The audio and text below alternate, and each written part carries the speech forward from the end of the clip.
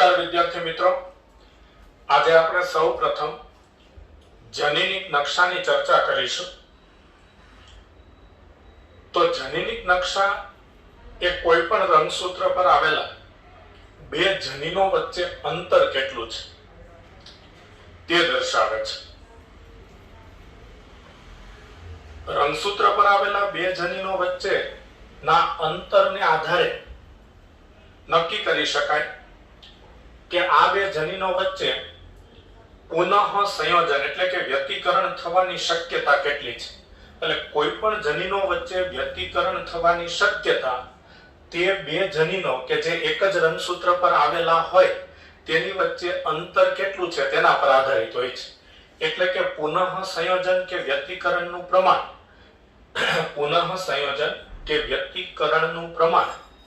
એક જ રંગસૂત્ર પર આવેલા બે જનીનો વચ્ચેના અંતર પર આધારિત છે. આપણે ગઈકાલે જ સહલગ્નતા અને પુનઃ સંયોજનના ટોપિકમાં જોયું હતું કે આ રીતે આ કોઈ એક રંગસૂત્ર છે અને તેના પર આ કેપિટલ A અને આ કેપિટલ B આવા બે જનીનો છે. તો અહીંયા આપણે જોઈ શકીએ છીએ કે આ A અને B વચ્ચેનું અંતર વધારે છે. જો બે જનીન વચ્ચેનું અંતર વધારે હોય તો તેનું વ્યતિકરણ થવાની શક્યતા વધારે અને તેની સહલગ્નતાની સાથે સાથે રહેવાની શક્યતા ઓછી. પરંતુ આ રંગસૂત્ર પર અહીંયા જોઈ શકાય છે કે ધારો કે આ જનીન કેપિટલ A છે અને આ જનીન કેપિટલ B છે. તો આ રંગસૂત્રની સાપેક્ષે આ રંગસૂત્ર પર આવેલા A અને B બંને જનીનો વચ્ચે અંતર ઓછું છે. એટલે કે A અને B બંને જનીનો એકબીજાની ખૂબ જ નજીક આવેલા છે. તો જો બે જનીનો રંગસૂત્ર પર એકબીજાની ખૂબ જ નજીક આવેલા હોય તો તેમનું વ્યતિકરણ થવાની શક્યતા ઓછી અને તેમની સહલગ્નતાની સાથે રહેવાની સંભાવના વધુ.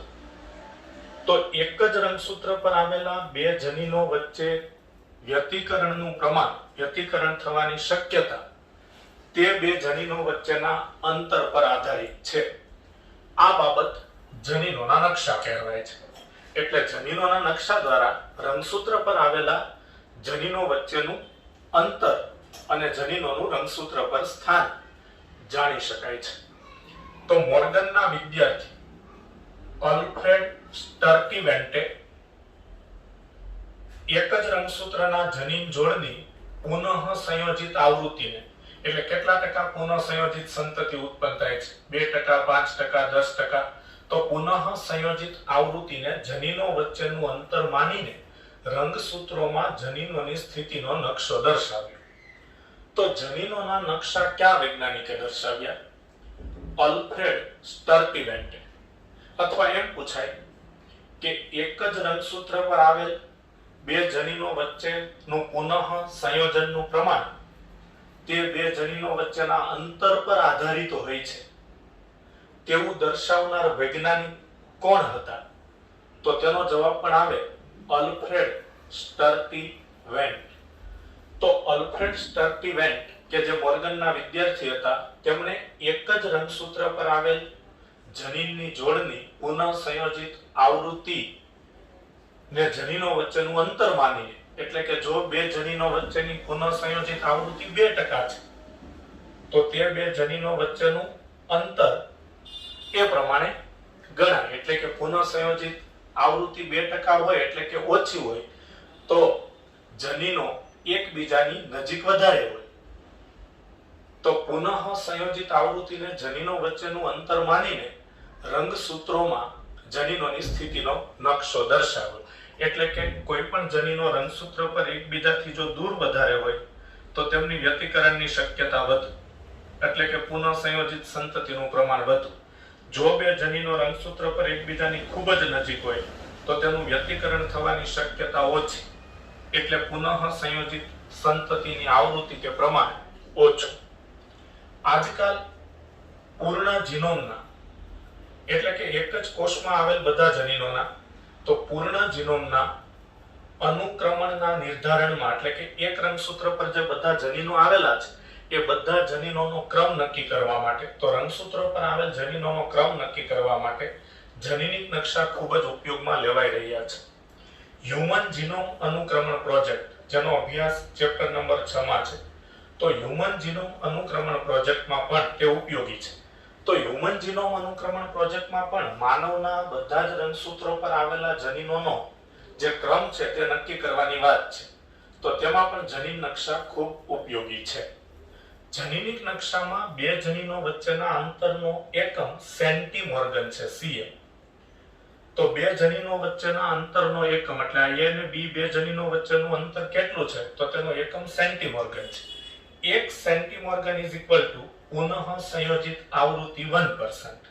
એટલે કે કોઈ રંગસૂત્ર પર આવેલા બે જનીનો 1% વ્યતિકરણનું પ્રતિનિધિત્વ કરે છે, એટલે કે 1% વ્યતિકરણ દર્શાવે છે, તો તે બે જનીનો વચ્ચેનું અંતર 1 સેન્ટીમોર્ગન 1 cm થાય. ધારો કે કોઈ રંગસૂત્ર પર આવેલા બે જનીનો 5% વ્યતિકરણ દર્શાવે છે, તો તે બે જનીનો વચ્ચેનું અંતર 5 એકમ કે 5 સેન્ટીમોર્ગન થાય. બહુજનીનિક વારસો વર્ણવો. તો બહુજનીનિક વારસો એટલે શું, પહેલા તેની વ્યાખ્યા આપી. તો મેન્ડલના મત મુજબ કોઈ એક લક્ષણ માટે જનીનોની એક જ જોડ જવાબદાર હોય છે અને તેની બે અલગ અલગ અભિવ્યક્તિ હોય છે. તો મેન્ડલ હંમેશા એવું માનતા કે કોઈ એક લક્ષણ માટે જનીનની એક જ જોડ જવાબદાર હોય. દાખલા તરીકે વટાણાનો ઊંચો છોડ તો કેપિટલ T અથવા કેપિટલ T સ્મોલ t, એટલે જોડ તો એક જ થઈ. વટાણાનો નીચો છોડ તો સ્મોલ t એટલે જનીનની જોડ એક થઈ. તો મેન્ડલ હંમેશા એવું માનતા કે કોઈ એક લક્ષણ માટે જનીનોની એક જ જોડ જવાબદાર હોય અને તેની બે અલગ અલગ અભિવ્યક્તિ હોય, એટલે એક પ્રભાવી ને એક પ્રચ્છન્ન. જેમ કે પુષ્પનો રંગ કે જે જાંબલી હોય કે સફેદ હોય, એટલે કે એક પ્રભાવી અભિવ્યક્તિ હોય અને એક પ્રચ્છન્ન અભિવ્યક્તિ હોય. જેમ કે પુષ્પના રંગમાં જાંબલી રંગ એ પ્રભાવી અભિવ્યક્તિ છે અને સફેદ રંગ એ પ્રચ્છન્ન અભિવ્યક્તિ છે. પરંતુ સજીવોમાં કેટલાક એવા લક્ષણો પણ જાણવા મળેલા છે કે જેમાં કોઈ એક લક્ષણ માટે જનીનોની એક જ જોડ નહીં, પરંતુ બે કે બે કરતા વધુ અથવા 3 કે 3 કરતા વધુ જોડ જવાબદાર હોય છે. આવા લક્ષણોના વારસાને બહુજનીનિક વારસો કહેવાય. એટલે આનો સીધો અર્થ એવો થાય કે જો કોઈ લક્ષણના વારસા માટે જનીનોની બે અથવા બે કરતા વધુ જોડ જવાબદાર છે, દાખલા તરીકે કોઈ એક લક્ષણ માતા પિતામાંથી તેની સંતતિમાં વારસામાં આવવા માટે માનો કે જનીનોની 3 જોડ જવાબદાર છે, તો 3 જોડ જવાબદાર છે એટલે એ બે કરતા વધારે થઈ, એક કરતા વધારે થઈ, તો તેને બહુજનીનિક વારસો કહેવાય.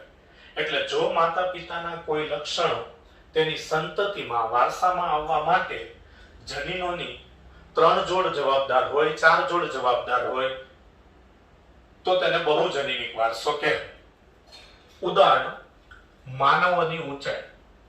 માનવમાં ત્વચાનો એટલે ચામડીનો રંગ, માનવમાં આંખનો રંગ, માનવનું વજન અને ઘઉંના દાણાની ફરતે રહેલા ફોતરાનો રંગ. આ બધા લક્ષણો બહુજનીનિક વારસો દર્શાવે છે.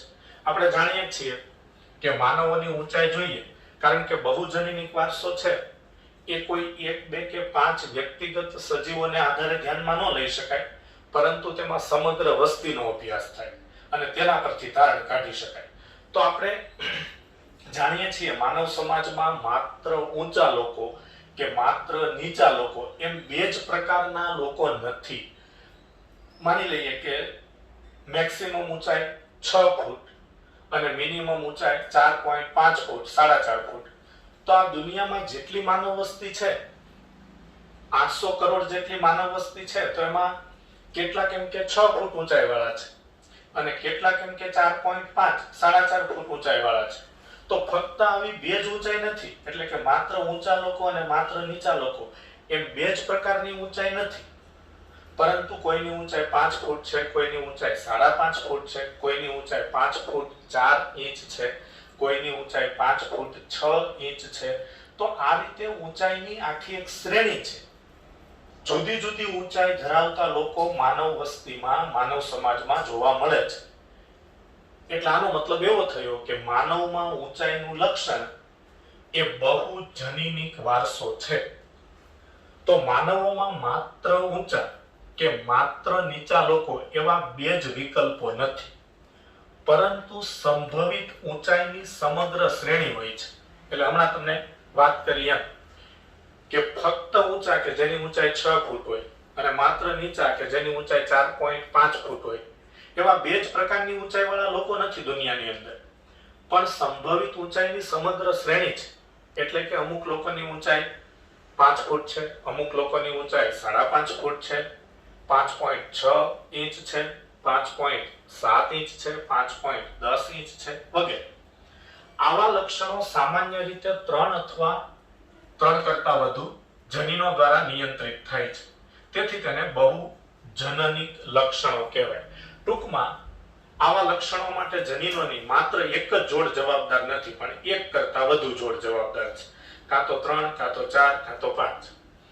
બહુવિધ જનીન એટલે આવા બહુજનનિક વારસા માટે જવાબદાર જનીનોને બહુવિધ જનીન પણ કહેવાય. તો બહુવિધ જનીન બહુજનનિક વારસા સાથે સંકળાયેલ હોવા ઉપરાંત પર્યાવરણના પ્રભાવને પણ ધ્યાનમાં લે છે. એટલે કે આવા જનીનોના વારસા પર પર્યાવરણના પ્રભાવની પણ અસર થતી હોય છે. બહુજનનિક લક્ષણમાં સ્વરૂપ પ્રકાર એટલે દેખાવ દરેક એલલના એટલે કે દરેક જનીનના સહયોગથી નિર્દેશિત થાય છે. એટલે કે દરેક એલલની અસર ઉમેરાય છે. હવે દરેક એલલની અસર ઉમેરાય છે એટલે એનો મતલબ એવો થાય કે જનીનો તેમની વર્ધક માત્રામાં અસર કરે છે. વર્ધક માત્રામાં એટલે વધતી જતી માત્રામાં. જે રંગ માટેના કે જે ઊંચાઈ માટેના જનીનો વધુ હોય એ તરફનો સ્વરૂપ પ્રકાર પ્રગટ થાય. હમણાં આપણે એક્ઝામ્પલમાં સમજીએ છીએ. તો બહુજનનિક લક્ષણમાં સ્વરૂપ પ્રકાર દરેક એલલના સહયોગથી નિર્દેશિત થાય છે. એટલે કે અહીં દરેક જનીન તેની સ્વતંત્ર અસર રજૂ કરે છે. દરેક જનીન તેની સ્વતંત્ર અસર રજૂ કરે છે અને જનીનો તેમની વર્ધક માત્રામાં અસર કરે છે. હમણાં આપણે ઉદાહરણ દ્વારા એ વાત સમજીએ છીએ. ધારો કે ત્વચાના રંગ માટે એટલે માનવમાં ચામડીના રંગ માટે A, B અને C 3 જનીનો જવાબદાર છે. તો માનવમાં ચામડીના રંગનો વારસો, ત્વચાના રંગનો વારસો એ બહુજનનિક વારસો છે. તો ધારી લો કે માનવમાં ત્વચાના રંગ માટે A, B અને C એમ 3 જનીનો જવાબદાર છે. તો તેમાં પ્રભાવી જનીનો capital A, capital B, capital C ત્વચાના ઘેરા રંગ માટે જવાબદાર છે. એટલે આખી દુનિયામાં જે લોકોમાં capital A, capital B, capital C આ પ્રકારનું જે જનીન બંધારણ છે, આવો જનીન પ્રકાર છે, એ લોકોની ત્વચાનો રંગ ખૂબ જ ઘેરો છે, ખૂબ જ બ્લેક છે. અને small a, small b, small c આ પ્રકારનું જનીન બંધારણ દુનિયામાં જેટલા લોકો ધરાવે છે તેની ત્વચાનો રંગ ઝાંખો છે. એટલે કે તે ગોરી ચામડી વાળા લોકો છે, તેની ત્વચાનો રંગ ગોરો છે. તો દુનિયામાં જેટલા લોકો સ્મોલ a, સ્મોલ b અને સ્મોલ c પ્રકારનું જનીન બંધારણ ધરાવે છે તેમની ત્વચાનો રંગ ખૂબ જ ઝાંખો છે. એટલે કે તેમની ત્વચાનો રંગ ખૂબ જ ગોરો છે. તો capital A, capital B, capital C એટલે ત્રણેય પ્રભાવી જનીનોની જોડ હોય તો ચામડીનો રંગ એકદમ ઘેરો. ત્રણેય પ્રચ્છન્ન જનીનોની જોડ હોય તો ત્વચાનો રંગ એકદમ ઝાંખો. પણ capital A, capital B, capital C એટલે એનો મતલબ એવો થયો કે 3 પ્રભાવી જનીન અને 3 પ્રચ્છન્ન જનીન. તો તેવી વ્યક્તિમાં ત્વચાનો વચગાળાનો રંગ દર્શાવે છે. એટલે દુનિયામાં જેટલા લોકો આ કેપિટલ A, કેપિટલ B અને કેપિટલ C પ્રકારનું જનીન બંધારણ ધરાવે છે કે જેમાં 3 પ્રભાવી જનીન અને 3 પ્રચ્છન્ન જનીન છે, તો તેવા લોકોની ત્વચામાં વચગાળાનો રંગ છે. એટલે નહીં વધુ પડતો ઘેરો કે નહીં વધુ પડતો ઝાંખો. આ અનુસંધાનમાં જનીન પ્રકારમાં એટલે કે જુદા જુદા જનીન બંધારણમાં દરેક એલલની સંખ્યા વ્યક્તિગત ત્વચાના ઘેરા રંગ અને ઝાંખા રંગ માટે જવાબદાર છે. એટલે કે હવે આગળ આપણે જે પોઈન્ટની ચર્ચા કરી કે જનીનો તેમની વર્ધક માત્રા એટલે વધતી જતી માત્રા, વધતી જતી સંખ્યામાં અસર કરે છે. એ વાત પણ આપણને જાણવા મળશે. તો હમણાં આપણે વાત કરી ગયા કે ત્રણેય પ્રભાવી જનીનો હોય, એટલે કે પ્રભાવી સમયુગ્મી હોય, તો એવા વ્યક્તિની ચામડીનો રંગ ખૂબ જ ઘેરો. એટલે દુનિયામાં, વિશ્વમાં જેટલા લોકો આ ત્રણેય પ્રભાવી જનીનોનું બંધારણ ધરાવે છે, એટલે કે 2 કેપિટલ A, 2 કેપિટલ B અને 2 કેપિટલ C, એટલે ત્રણેય પ્રભાવી જનીન બંધારણ ધરાવે છે, તેવા લોકોની ચામડીનો રંગ ખૂબ જ ઘેરો છે. પછી કેપિટલ A, સ્મોલ a, બંને કેપિટલ B અને બંને કેપિટલ C, એટલે પ્રચ્છન્ન જનીન એક જ છે અને 5 પ્રભાવી જનીન છે. તો કયા રંગ માટેના જનીનો વધુ છે? પ્રભાવી જનીન એટલે ઘેરા રંગ માટેના. તો આ વ્યક્તિમાં ઘેરા રંગ માટેના જનીનો એટલે કેપિટલ જનીન, પ્રભાવી જનીન, કેપિટલ અક્ષરથી દર્શાવેલા જનીન એ 5 છે અને પ્રચ્છન્ન જનીન એક જ છે. તો તેમની ચામડીનો રંગ ઘેરો છે, પણ 6 પ્રભાવી જનીન હોય તેના કરતા થોડો ઓછો ઘેરો છે, એટલે અહીંયા આપણે લેસ ધેન ની નિશાની દર્શાવી છે. પછી જે લોકો capital A, small a, capital B, small b અને કેપિટલ C, કેપિટલ C આવું જનીન બંધારણ ધરાવે છે, તો તેમાં 4 પ્રભાવી જનીન છે અને 2 પ્રચ્છન્ન જનીન છે. એટલે હજુ વધારે પ્રભાવી જનીનની સંખ્યા છે, એટલે કે ઘેરા રંગ માટેના જનીનની સંખ્યા છે. તો એમની ચામડીનો રંગ પણ ઘેરો જ છે, કારણ કે ઘેરા રંગ માટેના જનીનો વધુ છે, વર્ધક માત્રામાં અસર કરે છે, એટલે વધતી જતી માત્રામાં અસર કરે છે. પણ પ્રચ્છન્ન જનીનની સંખ્યા ઓછી છે, એટલે એ 2 જ છે.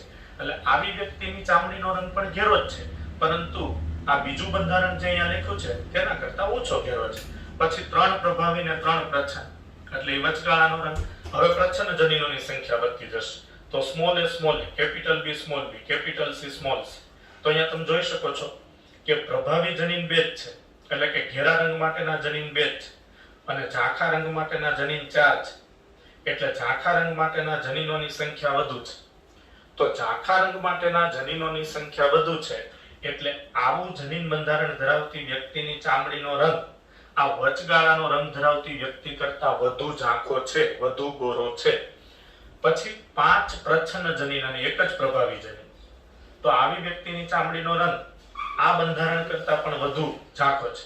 અને 6 પ્રચ્છન્ન જનીન, તો તેમની ચામડીનો રંગ સૌથી વધુ ઝાંખો છે. આ લોકોની ચામડીનો રંગ સૌથી વધુ ગોરો છે. એટલે આ ઉદાહરણમાં આપણે ઘેરા રંગથી ઝાંખા રંગ તરફ જઈએ છીએ તો આપણે સમજી શક્યા કે જો પ્રભાવી જનીન કે જે ઘેરા રંગ માટે જવાબદાર છે તેની સંખ્યા વધુ હોય તો ચામડીનો રંગ ઘેરો થાય, અને જો પ્રચ્છન્ન જનીનો કે જે ઝાંખા રંગ માટે જવાબદાર છે તેની સંખ્યા વધુ હોય તો ચામડીનો રંગ ઘેરો થાય. દરેક જનીનો તેની સ્વતંત્ર અસર કરે છે અને વર્ધક માત્રામાં અસર કરે છે. એટલે જે રંગના જનીનો વધુ એ પ્રકારનો રંગ થાય. તો આ વાત થઈ બહુ જનીનિક વારસા.